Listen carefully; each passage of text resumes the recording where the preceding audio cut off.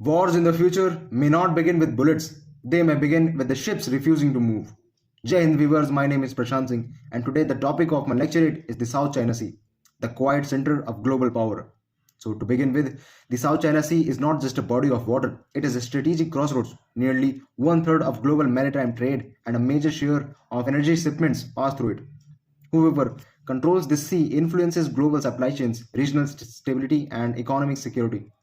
Historically speaking, multiple nations including Vietnam, the Philippines, Malaysia, Brunei, and China have overlapping claims in the region. However, disputes remained manageable until China began assertive territorial expansion, including artificial islands and military installations. However, the situation changed decisively when China advanced its 9-line claim, covering almost 90% of the South China Sea. This directly challenged the international law, and in 2016, the Permanent Court of Arbitration ruled against the China's claims, to which a ruling China party rejected, raising concerns over respect for UN clause and rule-based order. As a result, the region has become a flashpoint of power politics. The United States conducts freedom of navigation operations, ASEAN nations seek balance, and extra-regional powers like India, Japan, and Australia emphasize lawful access and stability in the region. So, from India's perspective, the South China Sea matters deeply.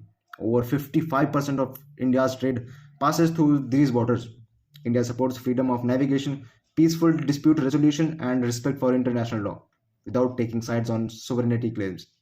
So, through the Indo Pacific vision, India also promotes cooperation over confrontation. Meanwhile, the rising militarization increases the risk of miscalculation, to which the smaller nations fear coercion while global markets fear disruption.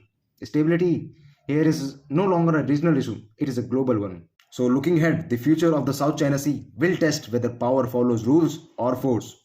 Dialogue, ASEAN centrality, and multilateral restraint remain the only sustainable path to success in this region.